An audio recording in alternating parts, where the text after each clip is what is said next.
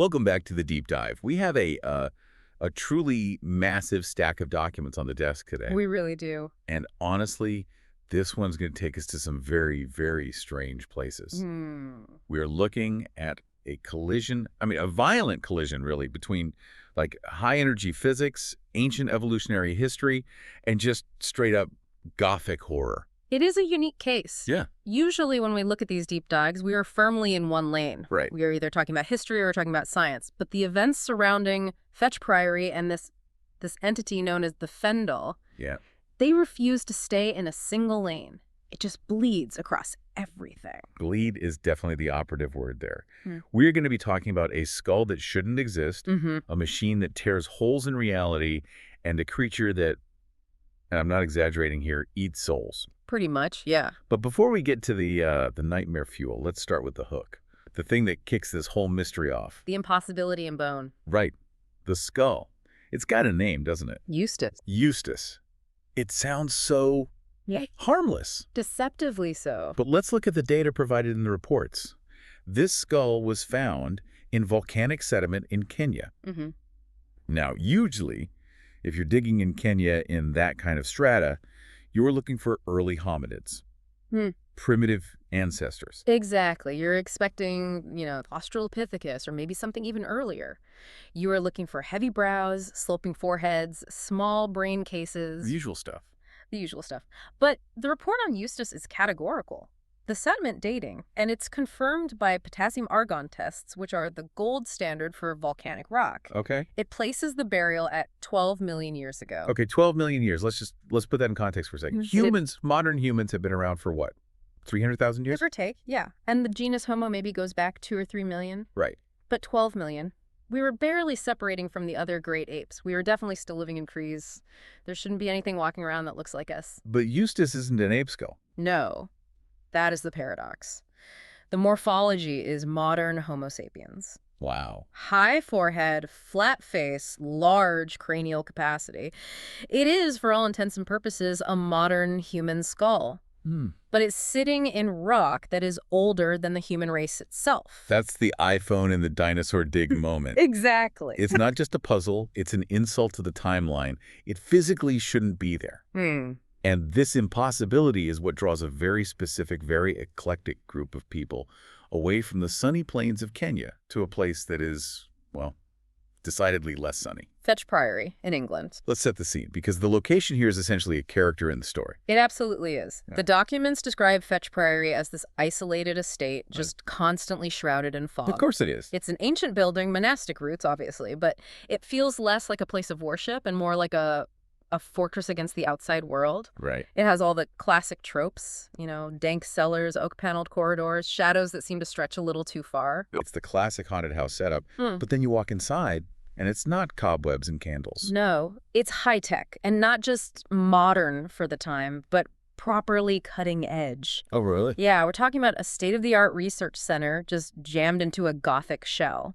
You have banks of computers, oscilloscopes, particle accelerators, all sitting next to these cold stone walls that have stood for centuries. That visual, the glowing green screens against the ancient stone, is just perfect. It really creates this sense of dissonance, doesn't it? And running this strange kingdom is Dr. Fendahleen. Dr. Fendahleen is a fascinating figure to analyze. He's one of the wealthiest men in the world, made a fortune in electronics and telecommunications. Right. But you get the sense from the profiles that money just bores him. He's looking for something else.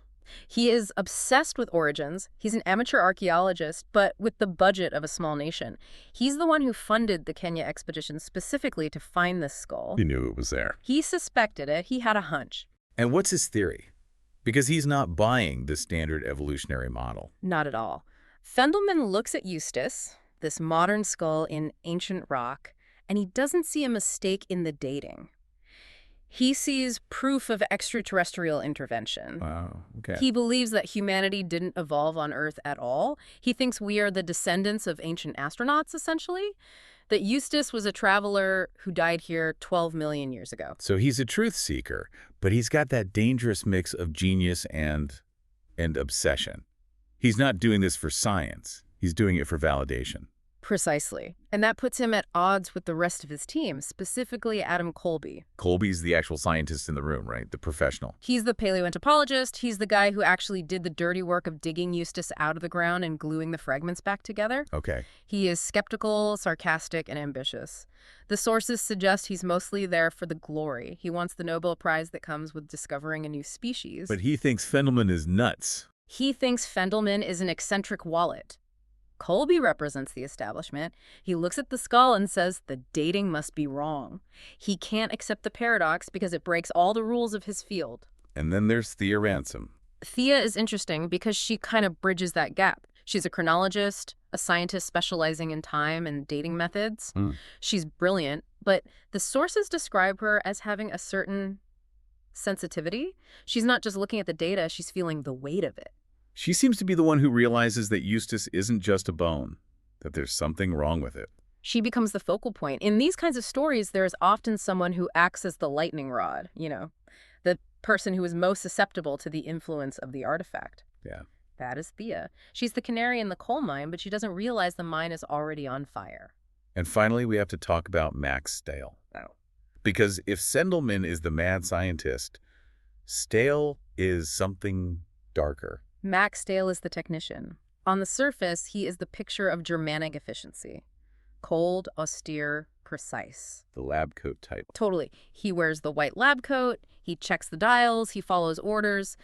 But the deep dive into his background reveals he's living this whole double life. He's not just checking dials. No. Stale is obsessed with the occult. He's deeply embedded in the local folklore and superstition. Wow. He sees the science at the Priory not as a way to understand the universe, but as a way to access power.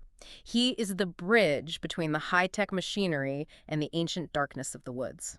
So you have this pressure cooker. You've got a haunted house filled with supercomputers, a skull that defies logic, a billionaire with a god complex, a skeptic who wants fame, a sensitive psychic scientist, and a secret cultist technician. I mean, what could possibly go wrong? Everything. And the catalyst for everything going wrong is the machine, the time scanner. Let's unpack the time scanner. Because this isn't just a fancy camera. What is Fendelman actually trying to do with this thing? So Fendelman's goal is to visualize the past. He wants to point this machine at the skull and use what he calls a time displacement sweep to construct an image of the person or creature that the skull belonged to. He wants a photograph of 12 million years ago. That's it. It sounds ambitious. It sounds incredibly dangerous. It is. The documents explain that the scanner doesn't just look at time, it interacts with it. Okay. To get that signal, the machine has to create disturbances in the chronon field. It's literally tearing small holes in the fabric of reality. A time fissure. Exactly. Yeah. And this is where the physics gets terrifying. The source material notes that the doctor, our protagonist who arrives later, he identifies the danger immediately. He realizes that the scanner is creating a relative continuum displacement zone. Which is a lot of big words. What does that mean in practice? It means that the machine is destabilizing the local spacetime, and there is a ticking clock attached to it.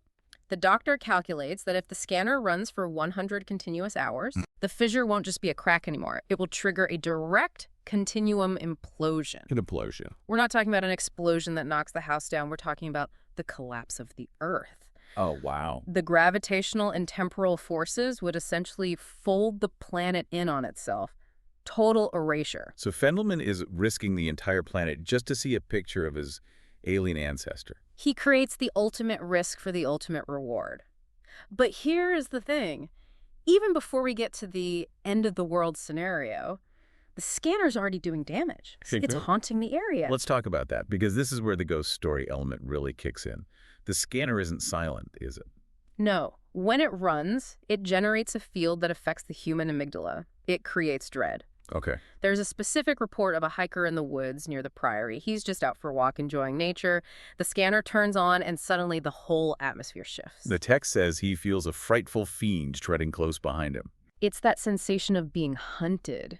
You know, the hairs on the back of your neck stand up, the birds stop singing, the fog seems to get thicker. It's psychological warfare radiated out from the Priory cellar. And for this hiker, it's not just in his head. No, this is the inciting incident. The hiker's killed, but it's the way he dies that is so important. Colby finds the body, right? He's out walking his dog. Leakey. Which is a nice little nod to the famous anthropologist Louis Leakey, by the way. That's right. Yes, Colby finds the body, and as a scientist, he is completely baffled. The corpse is fresh, but it's already decomposing. It says there's no rigor mortis. Rigor mortis usually sets in quickly, but this body is soft, it's shapeless, it's described almost like a deflated balloon. The structure is just gone. Like the glue holding the cells together just vanished. That is a very accurate analogy. The binding energy, the bioelectrical force that keeps matter organized has been drained. It's an empty husk. Chilling. And there is one other detail. A blister on the neck. A bite mark. Or an injection point. A suction point. It suggests that whatever killed him didn't just maul him, it connected to him. It drank him. And Fendahleen's reaction to this dead body on his property is telling. Criminal. It's absolutely criminal. He refuses to call the police. He knows that a murder investigation would bring authorities, lights, questions. They'd shut him down. They would shut down the power. They would stop the scanner. And he is so close to seeing his alien, so he orders Stale to bury the body in the woods. Just hide the body, Max. We have science to do. It just shows Fendahleen's complete detachment from morality. He has placed the experiment above human life. He is already under the influence of the skull, perhaps more than he even realizes. But you can't tear a hole in time without attracting attention. Mm. And this is where our heroes enter the picture. The TARDIS. The TARDIS is traveling through the vortex, minding its own business, when it hits this pothole caused by the scanner. The time fissure drags it right out of flight. It crashes. It makes a forced landing. The Doctor and Leela step out, not because they wanted to visit 1970s England, but because the local spacetime is so distorted they can't fly through it. I want to focus on the dynamic between the Doctor and Leela here, because it's really perfect for this story, isn't it? It is. You have the Doctor, who is a Time Lord, a man of science and high concepts, and then you have Leela. Leela is a warrior from the Sevatim tribe. She is often dismissed as savage or primitive, but in the story, she is the smartest person in the room. How so? Because she trusts her instincts. The Doctor is busy looking at radiation readings and talking about continuum displacement. Leela steps out, smells the air, feels the cold, and she just says, "There is death here." She senses the predator before anyone else does. She cuts through all the noise. Exactly. While everyone else is intellectualizing the problem, Leela is reaching for her knife. And, frankly, with what is lurking in those woods, the knife is the more appropriate response. So they start investigating. K9 is out of the picture, right? Yeah. The robot dog has some corrosion issues, conveniently keeping the supercomputer out of the plot so the humans and the Time Lord have to figure it out for themselves. Right. So they head towards the source of the distortion. And this leads to this great clash of cultures. You have the high-tech priory on one side, and on the other you have the village of Fetchborough. And specifically, Granny Tyler. Granny Tyler is fantastic. She is the archetype of the wise woman or the white witch. Right. She lives in a little cottage near the priory gates. To the scientists, she is just this crazy old lady who yells at them. But the Doctor realizes she is actually a highly calibrated instrument. She has second sight. That's what the locals call it. She claims she can feel the darkness. She says things like, "It is huge and dark and hungry for my soul." Which, you know, sounds like superstition. It does. But the Doctor takes a different approach. He doesn't dismiss her. He analyzes her. Okay. He posits that what she calls magic is actually a biological sensitivity to time distortions. So, because she's lived her whole life next to this haunted forest, which is actually a weak point in time, her brain has adapted. Exactly. It's evolutionary adaptation. If you live next to a radiation leak, you might get sick. If you live next to a time leak, maybe you develop precognition or telepathy. So, he validates her. Completely. He tells her that she isn't crazy. She's perceiving a reality that the scientists are completely blind to. This connects to the name of the village, right? Fetchborough. Yes. A fetch, in folklore, is an apparition, a ghost, a doppelganger. Wow. The name implies that this area has been haunted for centuries. The time fissure isn't new. Fendahleen just widened it. The membrane between worlds has always been thin here. I love that idea of the stone tape theory, that the land itself remembers things. It grounds the sci-fi in horror. The Doctor explains that ghosts are often just echoes trapped in a time distortion. Granny Tyler has been hearing those echoes her whole life, and now, thanks to the scanner, the echoes are getting loud. And hungry. Let's talk about the thing that is coming through. The Fendahleen. Ugh. The Fendahleen. It is one of the most grotesque designs in the archives. Describe it for us. Okay, so imagine a giant slug. But not a garden slug. This thing is the size of a person. It's glistening with slime. Right. It has a segmented front body, but no eyes, doesn't need eyes, and the mouth. The mouth is the worst part. It's a large, round orifice fringed with tentacles. It's purely functional. It's designed for latching on and draining. And the sound, the audio logs describe a slurred, dragging sound. It's a wet sound. It triggers this visceral revulsion, but it also has a hissing, hungry quality. And that sound isn't just scary, it's a weapon. How so? The creature projects a psychotelekinetic field. When you hear it, when you see it, you are paralyzed. Like a deer in headlights. But worse, it shuts down your motor functions.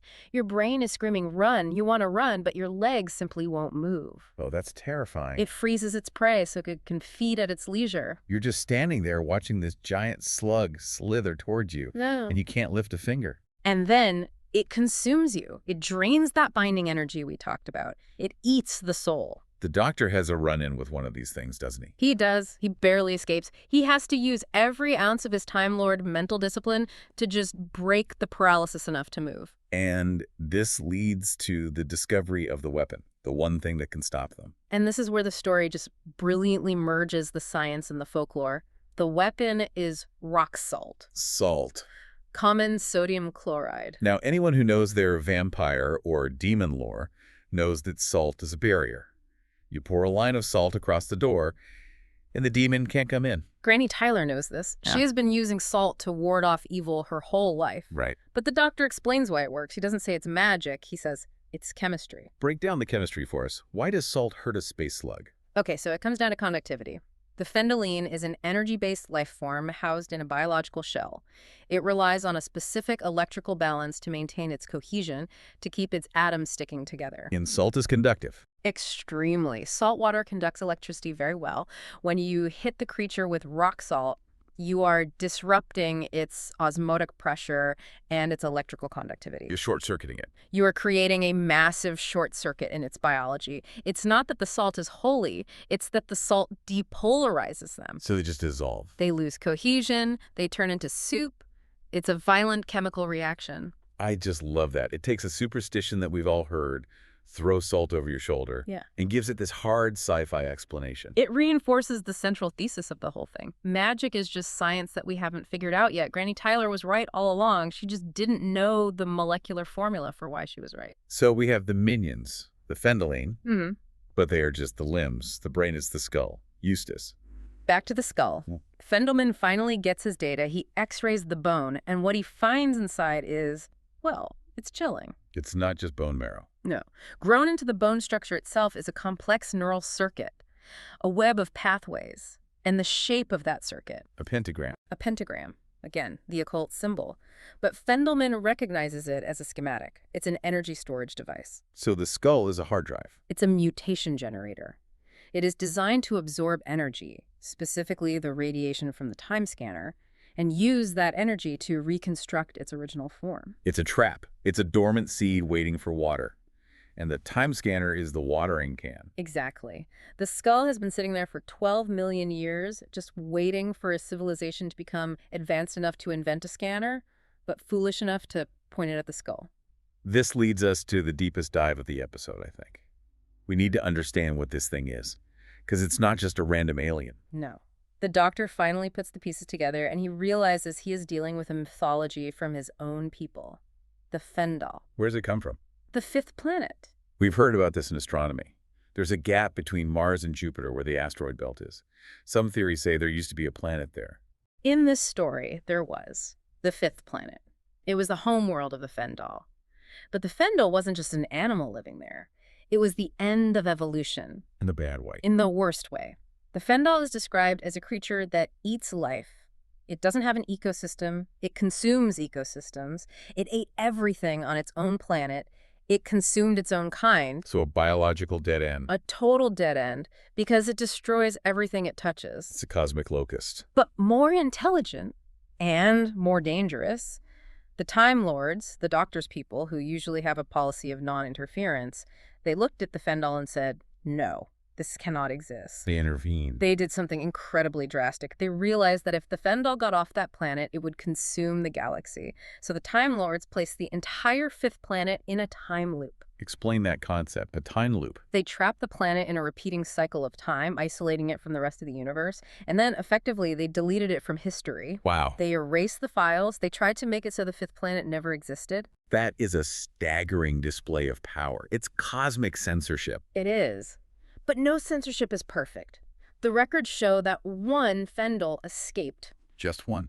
Just before the loop closed, about 12 million years ago, a Fendahl managed to flee the planet. It traveled through space and crash-landed on Earth. And it died. It appeared to die. It was buried in the volcanic sediment of Kenya. But as we know, the Fendahl doesn't die easily. It just went dormant. And this is where the theory gets really dark, isn't it? The man of the Fendahl theory. This is the part that keeps me up at night. Fendahlman, our obsessed billionaire, has this terrible realization. He looks at his own name. Fendahlman. Fendahlman. Man of the Fendahl. He realizes that his obsession, his wealth, his specific genius in electronics, none of it is an accident. He was bred for this. The theory is that the Fendahl, even while dormant, influenced the evolution of life on Earth. It tinkered with the genetics of the local primates. It nudged us. It accelerated our evolution. It gave us intelligence. It gave us the capacity to build tools. But it also gave us other things. Aggression, superstition, a capacity for self-destruction. Why? Because it needed a tool. It needed a species that would eventually be smart enough to build a time scanner to wake it up, but superstitious enough to fear it and worship it. So humans are just a bootloader program for the Fendahl. Essentially. Fendahlman realizes he isn't a great explorer. He is a biological robot that took 12 million years to manufacture. His only purpose in life was to press the on button. That is a tragic realization. It strips away all his agency. It destroys him. He realizes he has doomed the world essentially because his DNA told him to. And Stale, the occultist. He is the other half of the program. The Fendahl needed the technology Fendahlman to provide the energy, but it needed the ritual Stale to focus the mind. Right. Stale's obsession with black magic was just another software program running in his brain, inserted by the alien. Let's talk about Stale's betrayal. Yeah. Because things go from scientific inquiry to human sacrifice very, very quickly in Section 5. Yeah, Fendahlman starts to hesitate. He sees the dead body. He sees the danger. He wants to slow down. But Stale is done waiting. Stale wants the power. Stale leads his coven, these local villagers he's recruited into the lab. He stages a coup. He shoots Fendahlman in cold blood. The technician kills the creator. Stale believes that if he completes the ritual, the Fendahl will make him a god. He thinks he can control it. It's the classic villain mistake. I can tame the monster. So he takes Thea. He straps Thea Ransome into the center of the pentagram. He turns the scanner up to maximum. He feeds the energy of the time fissure directly through the skull and into Thea. And Thea is lost. It's a horrifying transformation. The skull transfers its energy into her personality, her memories, her humanity. It's all overridden. Oh, man. She ceases to be Thea. She becomes the priestess. Describe the priestess. She's described as a golden, glowing figure. She radiates light. She looks divine, but the eyes give it away. Flat, blank, opaque. There is nothing behind them but hunger. It's an ancient alien intelligence wearing a human suit. And Stale thinks, this is it. I've won. And then the reality crashes down. The priestess doesn't grant him power. She turns to his followers, the coven members, and she touches them. And they don't become gods. They become lunch. Or rather, they become Fendahleen. They shrivel up, their bodies twist and distort, and they transform into the giant slugs. That is a body horror moment. It's instant. Stale watches his friends, his neighbors turn into monsters, and he realizes the Fendahl doesn't need a high priest. It needs cattle. It needs biomass. He's trapped in the cellar with these things, and the doctor finds him. It's a poignant scene. Stale is terrified. He begs the doctor to save him. "Help me," he says. But the doctor looks at him and sees the truth. Stale has looked into the priestess's eyes. The connection has been made. His soul is already being drained. The doctor knows he can't stop the process. Stale is already dead. He just hasn't fallen over yet. So the doctor does the only thing he can. He hands Stale a gun. That's dark. It's a mercy. The doctor is essentially saying, you can die as a man or you can become a slug. Stale chooses the gun. He commits suicide. So Stale is dead, Fendahlman is dead, Thea is gone, we have a cellar full of monsters, a golden goddess who wants to eat the world, and a time scanner that is about to implode the planet. How do they get out of this? The doctor, being the doctor, does some quick math. He realizes the Fendahl follows a pattern. It is a gestalt organism. Gestalt meaning the whole is greater than the sum of its parts. Right. But specifically, it needs a certain number of parts to be invincible. It needs 13. 12 plus 1. 12 Fendahleen the slugs and 1 core the priestess. It's a biological imperative, but the math is off. Why? Because Stale killed himself. He was supposed to be the 12th Fendahleen, and earlier the doctor shot one with rock salt. So the set is incomplete. They only have 11 fully formed slugs. The gestalt is weak. It's vulnerable. They have a window of opportunity. This leads to Operation Rock Salt. This is my favorite part of the story because of the sheer contrast. You have the fate of the world hanging in the balance. And they're raiding the kitchen pantry. Exactly. The doctor, Leela, Granny Tyler, and Jack Tyler, they grab everything. Yeah. Jam jars, teacups, shopping baskets, they fill them with every grain of salt in the house. Like a condiment-armed commando unit. They descend into the cellar. And it works. It really works. It works beautifully. They throw the salt at the Fendahleen. The creatures recoil. They dissolve. It creates a corridor, a safe path through the monsters. The doctor needs to get to the scanner. He has to destroy the source. He reaches the control panel. He knows he can't just turn it off because the fissure is self-sustaining now. He has to collapse it. The controlled implosion. He sets the machine to overload. He gives them 3 minutes. He tasks Colby, poor, traumatized Colby, the only scientist left to hit the button. Colby finally gets to do something important. He hits the switch. The power dips for a second. In that moment of darkness, the doctor grabs the skull from the altar, the glowing, screaming skull, and shoves it into a lead-lined box. To shield the radiation. And then they run. Run is the main instruction here. But the priestess doesn't want them to leave. She appears in the hallway, a golden wall of light blocking their escape. Jack Tyler raises his shotgun, but he can't fire. She's too beautiful. She's too overwhelming. It's the psychic paralysis again. Leela doesn't hesitate. She punches Jack in the face, knocks him out cold, and drags him. The doctor yells, "Don't look at her. She isn't real." Because the gestalt wasn't finished. Exactly. Without the full 13, she's just a projection, an illusion. They run right through her image. It shimmers and vanishes. They burst out of the priory into the cold night air. And then? The timer hits 0. The description of the destruction is vivid. A roaring column of fire erupts from the house, but it doesn't spread. It coils. Twists in on itself. Spirals inward. The priory, the cellar, the lab, the Fendahleen, the priestess. The implosion swallows it all. The time fissure snaps shut. And just like that, Fetch Priory is gone. Nothing left but a scorch mark on the ground. The threat on Earth is neutralized. But they still have the box. They still have Eustace.